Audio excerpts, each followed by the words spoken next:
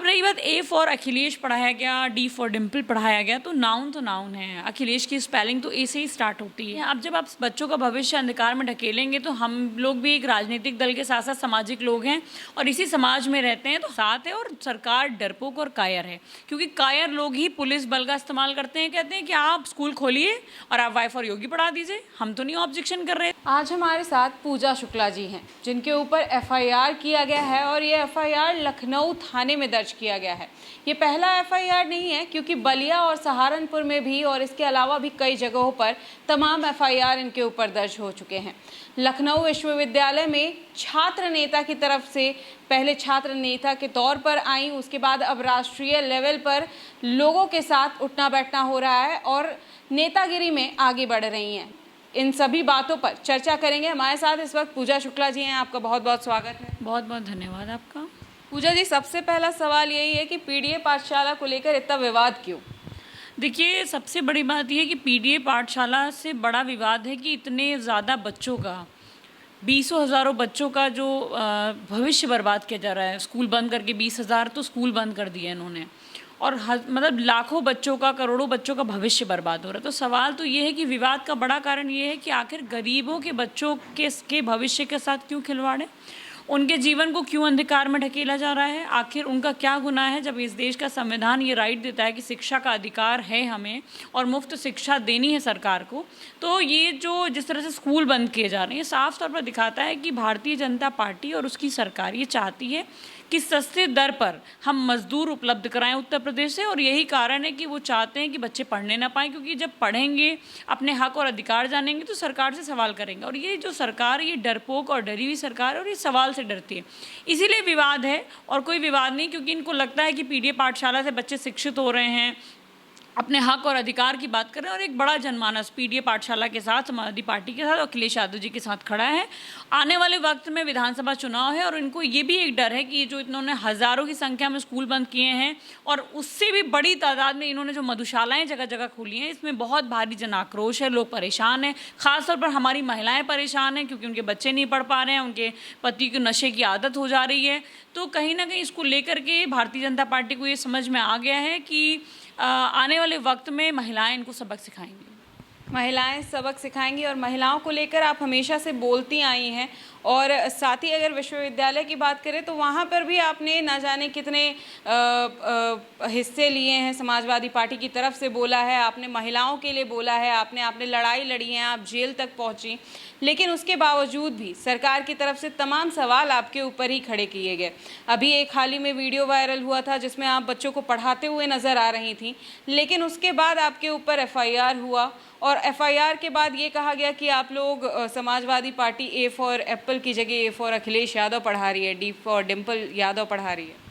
देखिए, सबसे बड़ी बात ये है कि हमें पढ़ाने की ज़रूरत क्यों पड़ी। मैंने आपको बताया कि अब जब आप बच्चों का भविष्य अंधकार में ढकेलेंगे तो हम लोग भी एक राजनीतिक दल के साथ साथ सामाजिक लोग हैं और इसी समाज में रहते हैं। तो हमारे से जो जुड़े हुए लोग हैं, जब उन्होंने बताया कि इस तरह की घटना हो रही है और लगातार समाजवादी पार्टी के राष्ट्रीय अध्यक्ष स्कूल मर्जर के खिलाफ बोल रहे हैं, और उसके बाद उन्होंने जब कॉल दिया कि हम लोग पीडीए पाठशाला, गली मोहल्ले जहाँ पर भी मर्जर हो रहा है वहाँ पर पढ़ाएंगे, तो अब चूंकि मैं महिला हूँ तो जाहिर सी बात है कि चाहे विश्वविद्यालय हो, चाहे हमारा घर परिवार हो, चाहे समाज हो, चाहे कहीं पर भी मैं रहूँ, तो मैं एज अ महिला लीडर, मेरी पहली जिम्मेदारी है कि मैं महिलाओं के हक और अधिकार की बात करूँ, उनको क्या समस्याएं आ सकती हैं। क्योंकि एक बड़ा सेक्शन जो महिलाओं का है वो उम्मीद करता है, वो उम्मीद की तरह नज़र से देखता है कि ये महिला हैं, हमारी बात को उठाएंगी।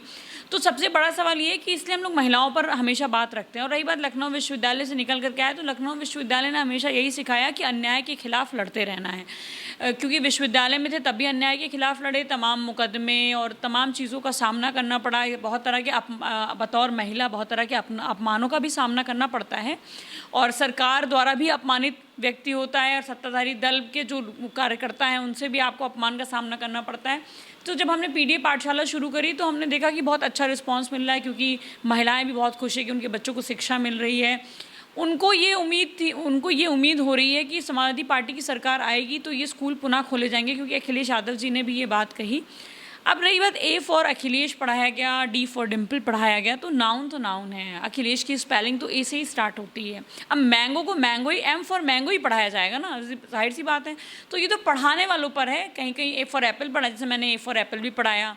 अगर कोई ए फॉर अखिलेश भी पढ़ रहा है तो इसमें प्रॉब्लम नहीं होनी चाहिए। हम कहते हैं कि आप स्कूल खोलिए और आप वाई फॉर योगी पढ़ा दीजिए, हम तो नहीं ऑब्जेक्शन कर रहे हैं इस पर। बच्चों को शिक्षित करना पहला लक्ष्य होना चाहिए। हम एक राजनीतिक दल हैं और राजनीतिक दल के साथ साथ हमारी सामाजिक जिम्मेदारियां भी हैं, तो हम दोनों का निर्वहन कर रहे हैं। और आने वाले वक्त में भारतीय जनता पार्टी ने जिस तरह से स्कूलों पर ताला लगाए हैं, इनके कार्यालयों पर ताला लगाने का काम समाजवादी पार्टी करेगी। इसका मतलब 2027 की तैयारी हो रही है, तो क्या प्लानिंग आप लोग लेकर के चल रहे हैं, क्या कुछ तैयारियां की जा रही हैं? देखिए, अभी तो हम लोग की बूथ पे, और अगर आपने देखा होगा तो वोट चोरी पर जो एक बड़ा आंदोलन छिड़ा है पूरे देश के अंदर, तो उसको लेकर के कि हम लोग जगह जगह कहाँ कहाँ भारतीय जनता पार्टी ने वोट चोरी की है, कहाँ कहाँ झूठ और छलावे से हराया गया है हम लोगों को, तो ये किसी से नहीं छुपा है कि मेरे चुनाव में क्या हुआ, या तमाम जगह हमारे और लोग अभी लोकसभा में थे, फर्रुखाबाद की अगर मैं बात कर लूँ, या तमाम ऐसी जगहों पर जहाँ पर भारतीय जनता पार्टी ने वोट चोरी करके जीत हासिल की, किसी से छुपा नहीं है। इवन दैट फिक्स वोटर की संख्या इतनी ज़्यादा है कि एक एक लिस्ट में एक एक व्यक्ति का 4-4, 5-5 बार नाम है। तो हम लोग अभी उस पर काम कर रहे हैं कि किसी तरह से इस वोट चोरी को लेकर के जो एक बड़ा जन आंदोलन शुरू हुआ है, तो जनता के बीच में ये बात जाए और जनता खुद जागरूक भी हो इस बात को लेकर और हमारा जन समर्थन हमें मिले। दूसरी बात यह कि वोट चोरी को रोकने के लिए हम जितनी ज़्यादा कड़ी मेहनत कैडर के रूप में या वोटर लिस्ट पर काम कर सकते हैं वो कर रहे हैं। तीसरी बात यह कि जो आम जनमानस के मुद्दे हैं, बेरोजगारी का सवाल है, महंगाई का सवाल है, भ्रष्टाचार का सवाल है, स्कूल मर्जर का सवाल है, या फीस वृद्धि की बात है, तमाम ऐसे नाली खड़ंजा, इन मुद्दों पर हम लोगों के बीच में जा रहे हैं, उनकी समस्याओं में सुख दुख में खड़े हो रहे हैं। और यही हमारी तैयारी, क्योंकि समाजवादी पार्टी ऐसा नहीं कि चुनाव से पहले तैयारी करती, चुनाव हारे थे।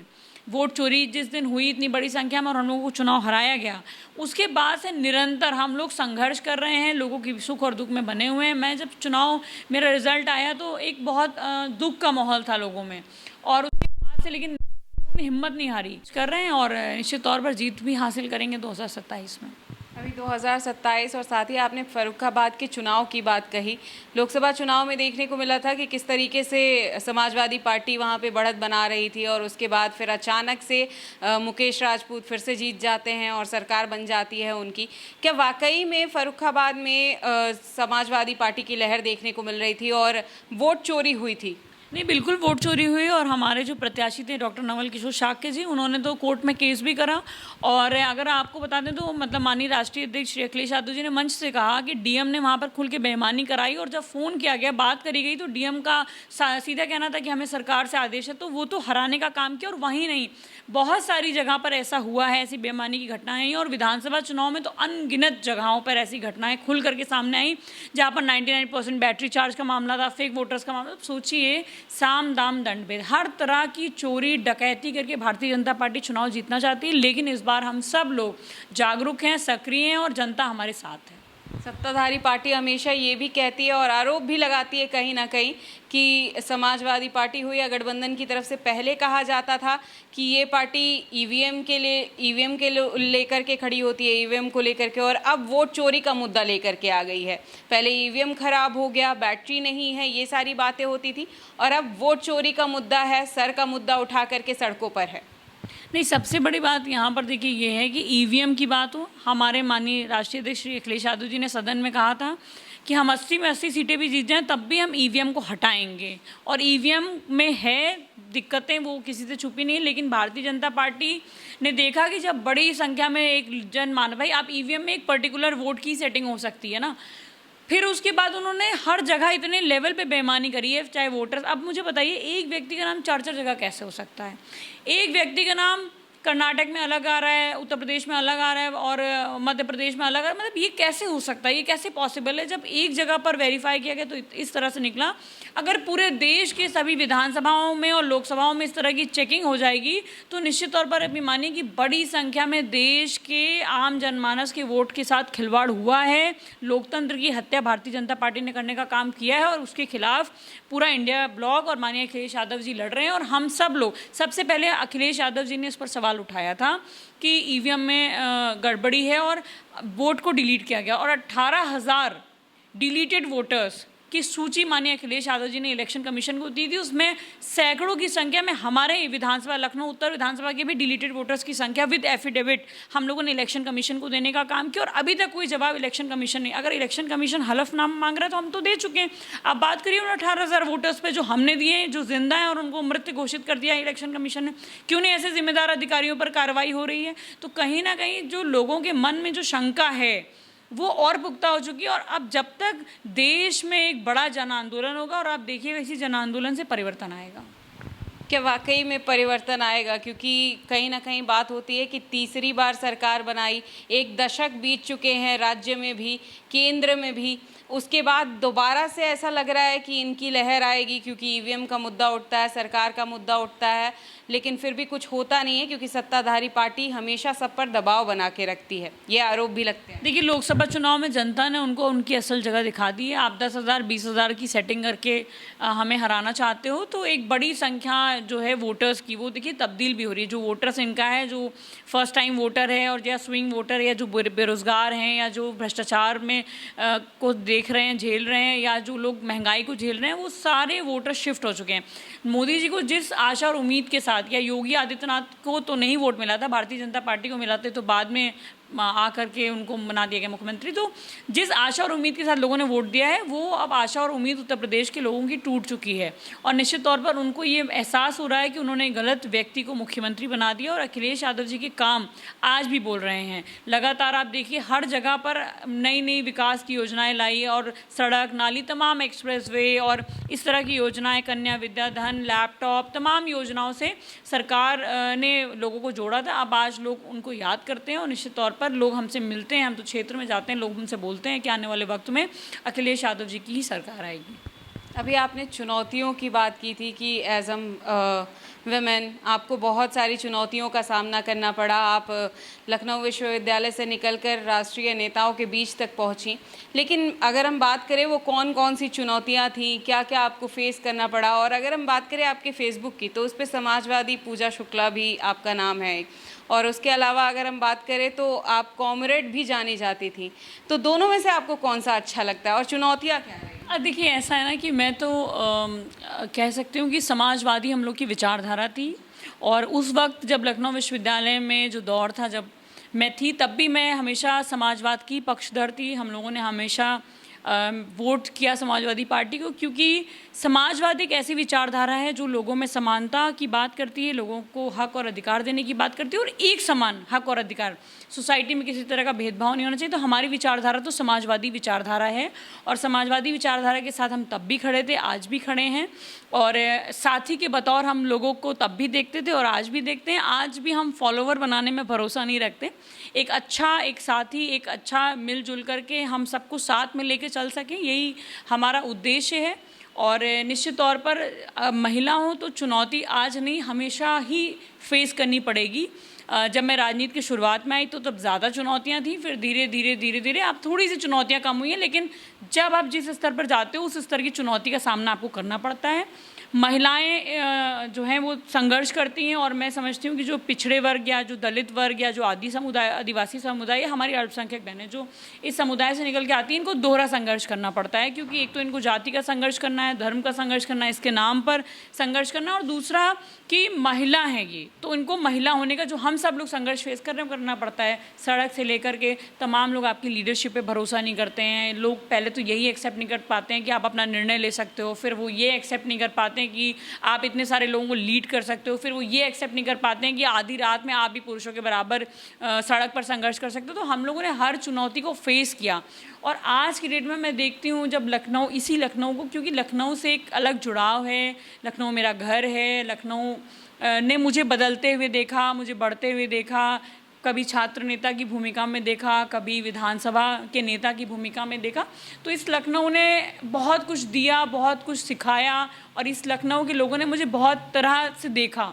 तो कहीं ना कहीं तब जो परिस्थितियाँ थी, पहले हम लोग छात्र आंदोलन करते रहे, तब यूनिवर्सिटी कैंपस में सामाजिक कुरीतियों के खिलाफ लड़ते रहे, फिर वहाँ से निकल करके आज विधानसभा में काम कर रहे हैं। तो जो छात्र नेता है वो छात्र नेता ही रहता है, जिसकी जो विचारधारा, हमारी समाजवादी विचारधारा कल भी थी, आज भी और आने वाले वक्त में भी रहेगी। क्योंकि जिसको बदलना होता है ना, वो बहुत पहले ही बदल जाता है। हम लोगों ने इतने विपक्ष देख लिए, और कभी कोई ऐसी एक्सपेक्टेशन नहीं रही कि सरकार में चले जाएं या ऐसे कर लें। हाँ, चाहते हैं कि समाजवादी पार्टी की सरकार बने, अखिलेश यादव जी मुख्यमंत्री बने, और वो इसलिए बने क्योंकि उत्तर प्रदेश का विकास हो सके, महिलाओं का विकास हो सके, छात्रों नौजवानों का विकास हो। आज आप देखिए कि हज़ारों लाखों की तादाद में छात्र नेताओं को जेल में बंद किया गया, मुकदमे दर्ज किए गए, तो उनके भविष्य, उनके हाथ से कलम और लैपटॉप छीन के आपने हथकड़ियाँ लगा दी। तो जब ये देखते हैं तब अफसोस होता है, जब ये देखते हैं कि 5 साल की बच्ची का बलात्कार हो जा रहा है, 50 साल की बुजुर्ग महिला का बलात्कार हो जा रहा है और बलात्कारियों को संरक्षण दे रही है सरकार, तब तकलीफ होती है। जब देखते हैं कि विधानसभा के सामने हमारी बहनें जाकर के आग लगा ले रही हैं, उनकी कोई सुनवाई नहीं हो रही, तब तकलीफ होती है।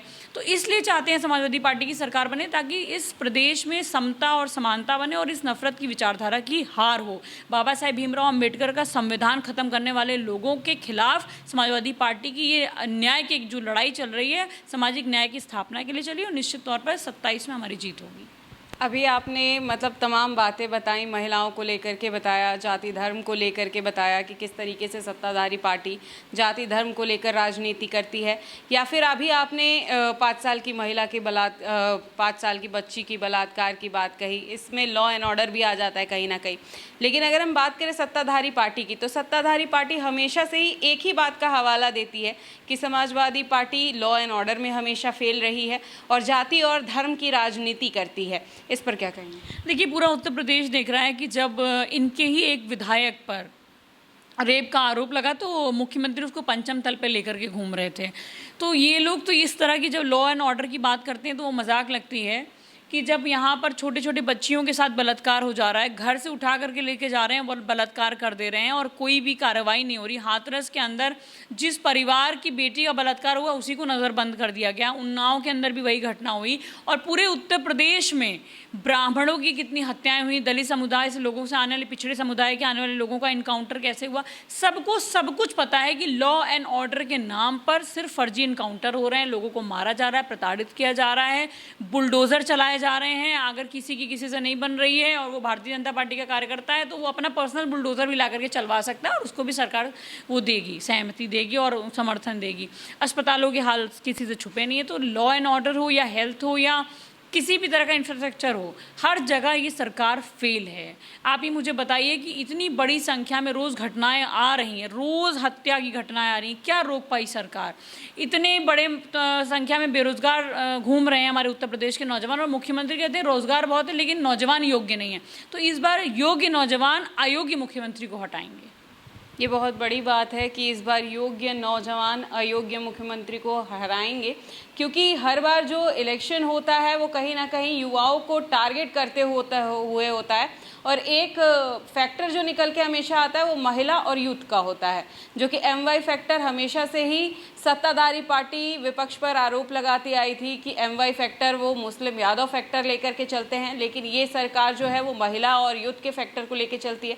लेकिन पूजा शुक्ला जी ने जो कहा उससे साफ तौर पर ये लगता है कि यूथ इस बार जो है वो अयोग्य मुख्यमंत्री को हटाएगी। देखना है कि 2027 में क्या होता है। लेकिन एक सवाल और है पूजा जी, कि अभी स्वामी प्रसाद मौर्य के ऊपर हमला हुआ था रायबरेली में, इसे किस तरीके से देखती हैं आप? क्योंकि स्वामी प्रसाद मौर्य की अगर हम बात करें तो वो काफ़ी ज़्यादा समर्थन में रहते हैं हमेशा समाजवाद पार्टी के, और समाजवाद के भी समर्थन में रहते हैं। ये स्वामी प्रसाद मौर्य जी लीडर हैं, और हम कहते हैं लोकतंत्र में किसी को भी बोलने का अधिकार है, तो किसी को ऐसे पिटवा देना। और करणी सेना जो मुख्यमंत्री का स्वजातीय संगठन है उसके द्वारा लगातार इस तरह की घटनाएं हो रही हैं कि दलितों पिछड़ों के साथ अत्याचार की घटनाएं सामने आ रही हैं, चाहे रामजी लाल सुमन हो चाहे स्वामी प्रसाद मौर्य जी। तो लोकतंत्र में अगर इस तरह का मारपीट का कल्चर होगा तो क्या लॉ एंड ऑर्डर है, क्या संविधान की आपने मान रखा?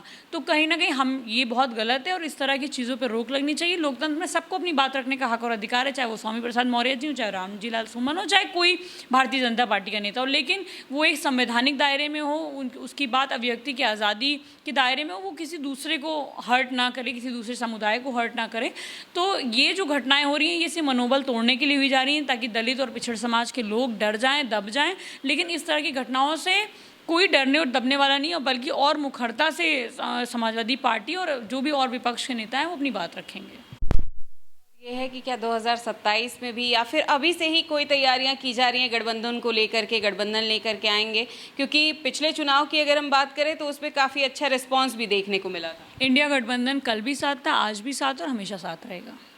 ये बहुत बड़ा रिस्पॉन्स है और बहुत बड़ी रिप्लाई भी है तो इंडिया गठबंधन को लेकर के। लेकिन एक सवाल और है कि हमेशा से ही जयंत चौधरी की अगर हम बात करें और ओपी राजभर की अगर हम बात करें तो उन्होंने समर्थन किया समाजवाद का, लेकिन अचानक से उन्होंने पलटी मारी और जा कर के वो भाजपा की गोद में बैठ गए और उसके बाद से अब वो तमाम आरोप लगाते हैं समाजवादी पार्टी के ऊपर। लेकिन एक बात ये है कि वो एक बहुत बड़े तबके को अपनी ओर खींचते हैं। तो इससे क्या चुनौतियां आ सकती हैं इस चुनाव में आपके सामने 2027? देखिए, चाहे जयंत चौधरी जी हों चाहे ओपी राजभर जी हों, स्वार्थ राजनीति में किसी भी व्यक्ति का जो स्वार्थ है वो समाज से बड़ा नहीं होना चाहिए। आपको जिस समाज ने मान सम्मान दिया, आपके लिए उस समाज का मान सम्मान कुछ नहीं रहा, आपका स्वार्थ सर्वोपरि हो गया। जयंत चौधरी जी लाठियों से पीटा गया था, भूल गए? भारतीय जनता पार्टी की सरकार में ही इनको पीटा गया और किसानों को किस तरह से अपमानित किया गया, किसानों को खालिस्तानी तक बताया गया, उनको अपमान किया गया, किस तरह से राकेश टिकैत जी के साथ दुर्व्यवहार किया गया। उसके बाद जयंत चौधरी जी ने अपने निजी स्वार्थ को देखते हुए भारतीय जनता पार्टी, तो इसमें उनके समाज का तो कोई लाभ नहीं हुआ।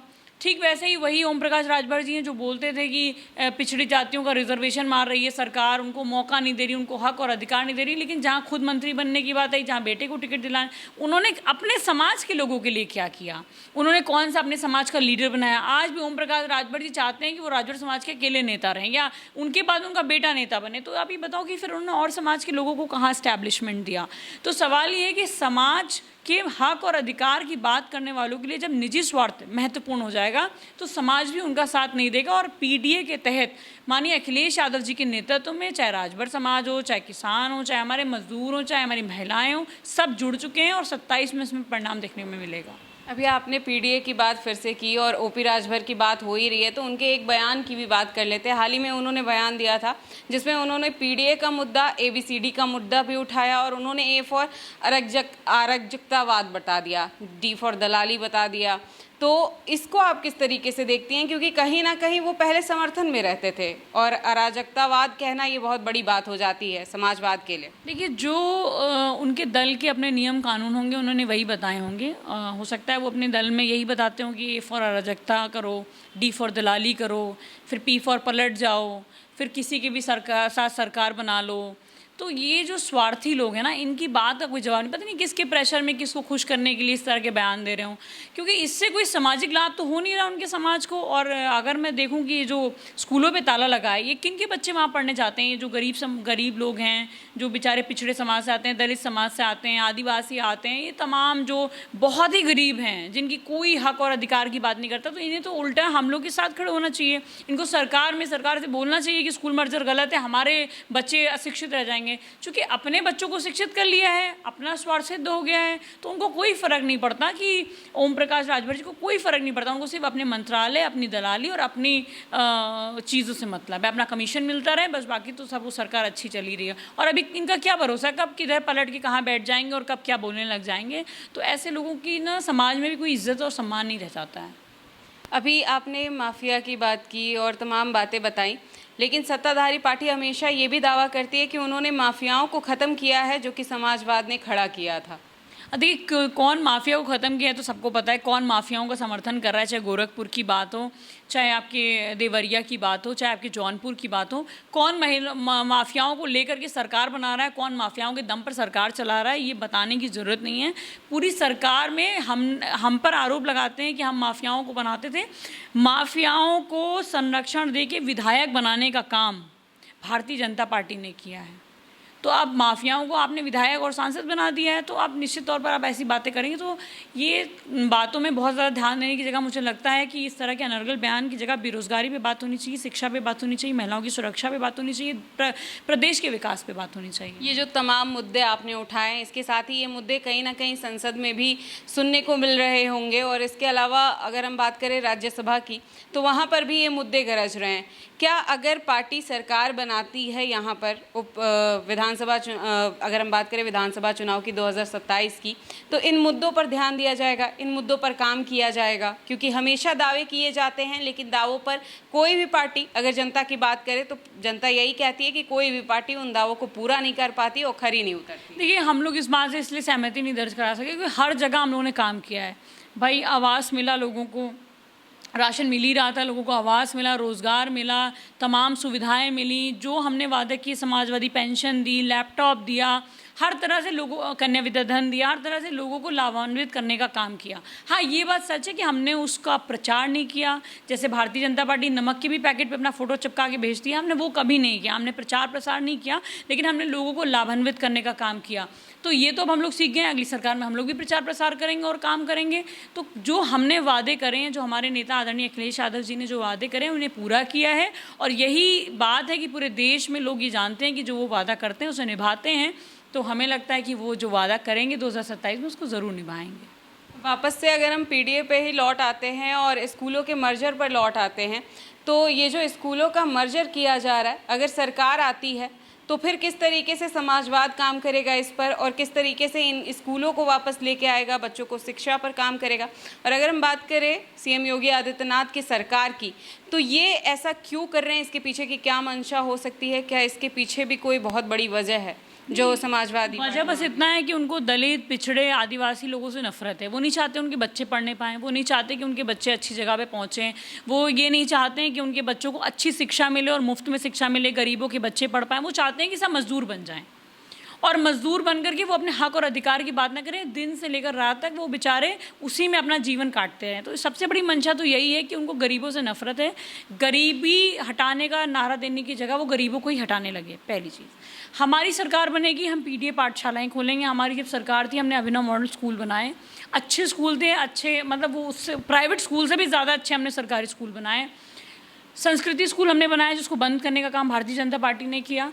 तो अगर हमारी सरकार आएगी तो हम स्कूलों की संख्या बढ़ाएंगे, मधुशालाओं की जो संख्या इन्होंने बढ़ाई है, हम पीडीए पाठशालाओं की संख्या बढ़ाएंगे, अच्छी एजुकेशन देंगे, क्वालिटी ऑफ एजुकेशन पे काम करेंगे, बहुत ज़्यादा नौजवानों को रोज़गार मिल सके, अलग अलग रोज़गार के अवसर मिले, उसके लिए कई कंपनियां, कई इंडस्ट्री, तमाम चीज़ों पे जो भी हम कर सकते हैं वो करने का काम करेंगे। और आने वाले वक्त में हम ये कोशिश करेंगे कि कैसे हमारे प्रदेश की महिलाओं का, युवाओं का और बच्चों का विकास हो सके। यही हमारे लिए महत्वपूर्ण है और इसी पर हम काम करेंगे। शिक्षा की अगर बात हो ही रही है और अगर बात हो रही है बेरोज़गारी की, तो इस पर किस तरीके से अगर सरकार बनती है तो काम किया जाएगा? क्योंकि अगर हम बात करें 69,000 शिक्षक भर्ती की, या इससे पहले अभी एसएससी का पेपर हुआ, किस तरीके से छात्रों के साथ व्यवहार किया गया, वो धरना दे रहे थे, शिक्षकों के साथ जो कुछ किया गया, ये सब सोशल मीडिया पर छाया हुआ रहा और इस पर तमाम लोगों ने अपनी टिप्पणियां भी की। लेकिन अगर हम बात करें पार्टी की, गठबंधन की या फिर समाजवादी की, तो अगर सरकार बनती है तो किस तरीके से इन मुद्दों पर काम किया जाए? देखिए, सरकार बनेगी तो हम लोग आरक्षण का पालन करेंगे, और जो भारतीय जनता पार्टी की सरकार है उन्होंने अन्याय तो किया ही है, तो जिनके साथ अन्याय हुआ उनको न्याय दिलाने का काम करेंगे और रोज़गार के नए अवसरों की तलाश करेंगे। और हमारी सरकार में बहुत बड़ी बड़ी कंपनियां आई भी और रोज़गार दिया भी गया, तो हम लोग तो काम करेंगे रोज़गार पर भी और शिक्षा पर भी, स्वास्थ्य पर भी और हर समुदाय में। क्योंकि हमारे नेता आदरणीय अखिलेश यादव जी की जो सोच है बहुत विजनरी है, वो एक पढ़े लिखे नेता है, युवाओं की पहली पसंद है और लोग उन पर भरोसा करते हैं, उनकी क्रेडिबिलिटी है लोगों के अंदर। तो जब सरकार आएगी, अभी हमारा मैनिफेस्टो आएगा, तो तमाम जो अवसर हम दे सकते हैं वो सब हमारे मैनिफेस्टो में आपको दिखेंगे और जो वादे करेंगे उन्हें हम 2027 में पूरा करेंगे। आप इतने खुश हैं तो इससे एक सवाल और बनता है कि 2027 में क्या लगता है, क्या उम्मीद है कि पार्टी एक बार फिर से भरोसा दिखाएगी और फिर से टिकट मिलेगा? देखिए, यहाँ तो लड़ाई टिकट की है ही नहीं। आज इस देश के अंदर और इस उत्तर प्रदेश के अंदर नफरत की विचारधारा को हराने की लड़ाई है। टिकट एक अलग सवाल है कि मिले ना मिले, वो तो कह सकते हैं मेहनत के ऊपर डिपेंड करता है। अच्छी मेहनत करूँगी तो मुझे भरोसा है कि मेरे नेता मुझ पर विश्वास दिखाएंगे, और अगर मुझसे बेहतर कोई होगा, अगर उनको भी अवसर मिलेगा तो मैं कोई भी हो, मैं लड़ाने का काम करूँगी। मेरा बस एक उद्देश्य है कि भारतीय जनता पार्टी हारे। टिकट किसी का भी हो, उससे फ़र्क नहीं पड़ता। साइकिल सिंबल जीतना चाहिए, लोगों का विकास होना चाहिए, लोगों का काम होना चाहिए। और कहीं ना कहीं मैं ये मानती हूँ कि हमारी पार्टी जो लोग काम कर रहे हैं उन पर भरोसा दिखाती है, तो हम नफरत की विचारधारा को हरा दें, यही हमारी सबसे बड़ी जीत है। किसानों के मुद्दे पर भी ध्यान दिया जाएगा, क्योंकि सबसे ज़्यादा इस देश में मायने रखता है किसान, और किसान ही इस वक्त सबसे ज़्यादा परेशान है। ये सरकार की दो ही लोगों ने मुखरता से विरोध किया, किसान और नौजवान, और ये सरकार किसानों से भी डरती है और नौजवानों से भी डरती है। तो अभी हम बात कर रहे थे एफआईआर की, कि लखनऊ में आपके ऊपर एफआईआर दर्ज किया गया और आपको न जाने कितने एफआईआर का सामना करना पड़ रहा है। अभी हाल फिलहाल की अगर बात कर ले तो स्कूलों के मर्जर और पाठशाला की बात कर लें, आप पढ़ाने गए थे और उसके बाद आप पर एफआईआर दर्ज हो गया इसको लेकर के। अगर इसी सवाल को उठा लें तो कितने एफआईआर आप पर लगभग अभी तक दर्ज हैं? देखिए, मैं गिनती में तो नहीं बता सकती, लेकिन लगभग ऑलमोस्ट थाने में कई मुकदमे मिल जाएंगे, और लखनऊ के हर थाने में लगभग। और जितना लखनऊ के थानों की यात्रा मैंने की है, मुझे नहीं लगता किसी ने की होगी। हर एक थाने पे घुमाया, हर आंदोलन में जाना, और हर आंदोलन में अनगिनत थानों पे पुलिस ने हमें घुमा दिया। तो लखनऊ के ऑलमोस्ट थाने मैंने देखे हुए हैं कहाँ पर हैं।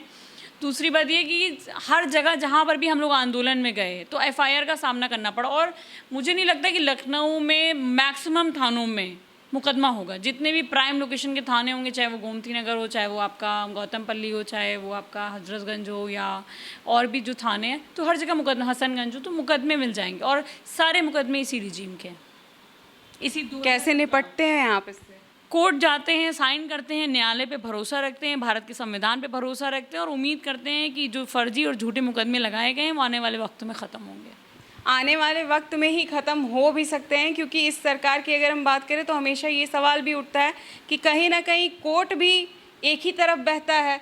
ईसी जैसे बह रही है वैसे ही कोर्ट भी एक ही तरफ बहता है। देखिए, ये जो मुकदमे ये हम लोगों के लिए मेडल हैं, और ये मुकदमे इस बात का प्रूफ है कि हम लड़े, और सरकार बहुत कायर और डरपोक है। जितने मुकदमे सरकार लिखती है उससे ये साबित होता है कि हम एक मजबूत नेतृत्व काम कर रहे हैं, लोगों के साथ जुड़े हैं, आम जनमानस हमारे साथ है, और सरकार डरपोक और कायर है। क्योंकि कायर लोग ही पुलिस बल का इस्तेमाल करते हैं, कायर लोग ही इस तरह से जो लोग सामाजिक लड़ाई लड़ रहे हैं उन पर मुकदमे दर्ज कराते हैं। तो ये हमारे लिए मेडल है, और इस सरकार से हम लड़ रहे हैं। हमें खुशी है, आप जितने चाहो उतने मुकदमे लिखो, लेकिन जनता की आवाज़ को हम ना दबने देंगे और ना जनता के सर को झुक।